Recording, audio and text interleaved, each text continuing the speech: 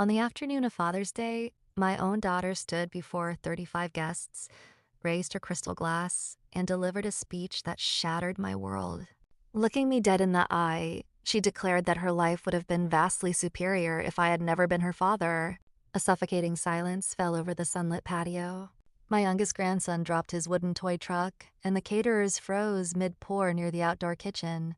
Maya sat there with a cold, triumphant smirk, fully expecting me to explode in rage, yell at her, or collapse into tears.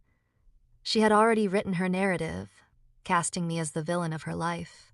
Instead, I took a slow breath, smoothed down the front of my light gray sweater, and offered her a calm, distant smile. I told her that if that was her absolute truth, she should spend the rest of her days living as though I did not exist. I placed my untouched glass on the iron table, walked past a sea of stunned relatives, unlocked the door to my vintage silver Mercedes, and pulled out of the driveway. I had barely reached the main boulevard when my phone buzzed on the console with a text message from Maya. She demanded I turn the vehicle around immediately or she would report it stolen to the authorities. A heavy, dark laugh escaped my throat as I watched the traffic light cycle from red to green. The absurdity of her threat was overwhelming, considering that after decades of shielding her from every harsh reality of life, she genuinely believed the car belonged to her.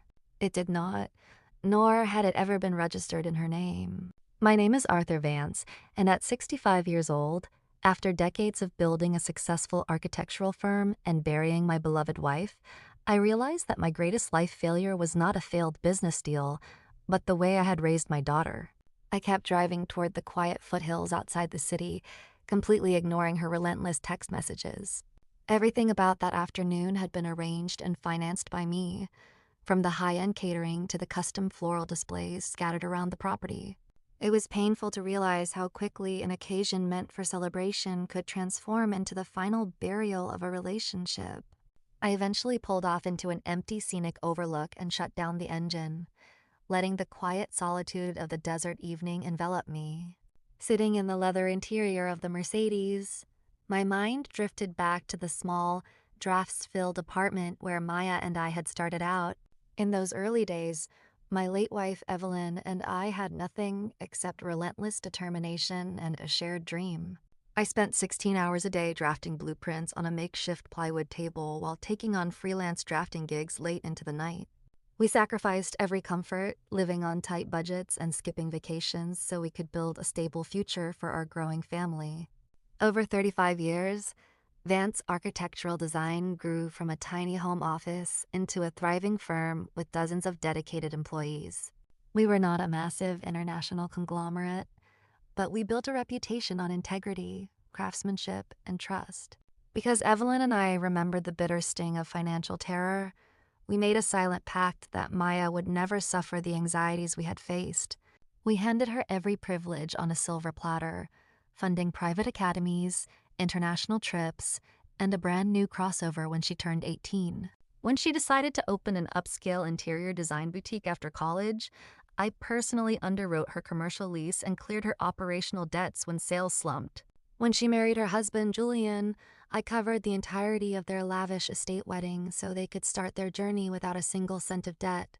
I believed I was being a loving, supportive parent, failing to realize that by erasing every obstacle in her path, I was robbing her of accountability and shaping a dangerous sense of entitlement. After Evelyn lost her swift battle with cancer 7 years ago, pouring resources into Maya became my primary way of coping with the devastating grief. I convinced myself that keeping my daughter happy was the ultimate honor to my wife's memory, completely missing the distinction between unconditional love and codependency. Looking back, the warning signs were everywhere, glaringly obvious, yet I continuously chose to ignore them to preserve a fragile peace.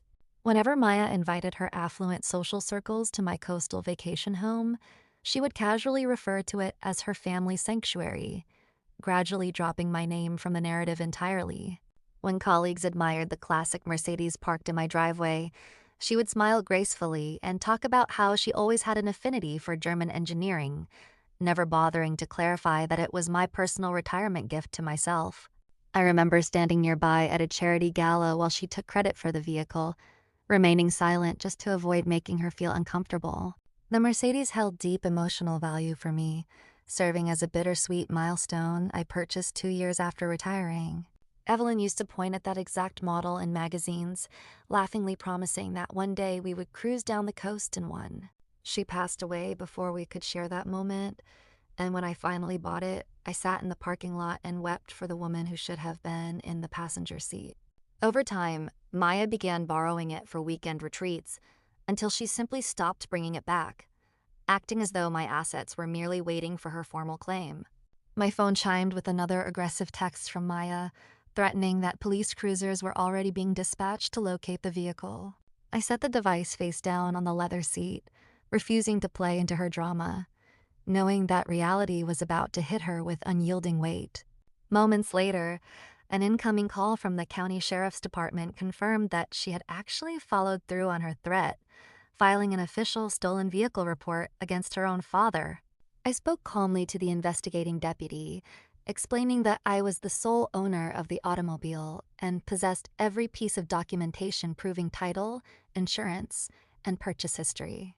The deputy released a heavy sigh over the line, quickly realizing that he was caught in the middle of a toxic family entitlement dispute rather than a criminal auto theft. He requested that I digitalize and forward the registration papers to clear the system, adding a gentle remark about how family feuds are rarely ever about the physical objects involved. Sitting in a quiet diner near the county line an hour later, I emailed the requested documents while letting Maya's furious incoming calls ring through to voicemail. Shortly after, my longtime corporate attorney and personal friend, Marcus Sterling, reached out after being contacted by the authorities regarding my primary address. Marcus had managed my legal affairs for 3 decades, and his voice carried a heavy, somber tone as he asked if I was finally ready to stop erasing the boundaries my daughter continually crossed. We recalled the subtle red flags over the years, from the time she grandly spoke at my company picnic about her upcoming vision for taking over Vance architectural design, despite never having worked a day in the firm. I had watched my senior project managers exchange nervous glances, realizing then that she viewed my life's work not as a legacy to be respected, but as a prize she was naturally owed. I admitted to Marcus that my silence over the years had been driven by a pathetic fear of pushing her away, but that the enabling ended immediately. By nightfall, I returned to my quiet home, where the silence finally felt clean and honest. The party decorations on the lawn were deflated and abandoned, reminding me of the empty facade I had been maintaining for far too long. I walked directly into my private study, unlocked the heavy safe, and retrieved the thick leather binder containing my complete estate portfolio, laying it flat across the dark mahogany desk. Every page of that document had been crafted around the assumption that Maya would treasure the responsibilities passed down to her. Instead, the total financial security I had handed her had corrupted her character, leaving her ungrateful and viciously entitled. I called Marcus and scheduled a mandatory working meeting for 9 o'clock the following morning, determined to align my final affairs with true purpose rather than blind habit. The next morning in Marcus's high-rise office, we sat across from each other with fresh coffee, ready to dismantle decades of misdirected generosity. I instructed him to remove Maya as the beneficiary of Vance architectural design, establishing an employee-owned trust so that the dedicated craftspeople who actually built the company would inherit controlling interest. For my coastal home, I signed paperwork directing the property to be gifted to a nonprofit foundation providing retreat space for grieving families, honoring Evelyn's original philanthropic vision. We redirected my remaining liquid investment portfolios into a vocational scholarship fund designed to support young adults entering specialized trades, ensuring that my wealth served those willing to work with their hands. Marcus paused after writing down the extensive modifications, asking if I was acting out of bitter vengeance, to which I replied that this was not about punishment, but about restoring accountability. I felt an overwhelming sense of relief as I signed the updated codicils, knowing I was finally honoring the true values my late wife and I had lived by. When I pulled back into my driveway later that afternoon, Maya's luxury SUV was parked crookedly near the front porch. She charged out of the front door the moment my engine cut off, her face contorted with outrage as her husband, Julian, tried nervously to pull her back. She began screaming about the sheer humiliation of having the police inform her that she had no legal claim to the vehicle, accusing me of sabotaging her reputation among her peers. I stepped out of the vehicle, standing tall and perfectly composed as I looked at my daughter with complete clarity for the first time in years. I reminded her that filing a false police report was an action she chose entirely on her own, driven by the bizarre delusion that my life and property were extensions of her own vanity. She sneered, demanding that I sign over the title of the Mercedes immediately if I wanted any chance of ever seeing my grandchildren again. I took a slow step forward, looking directly into her eyes, feeling no anger, no urge to shout, and no lingering guilt.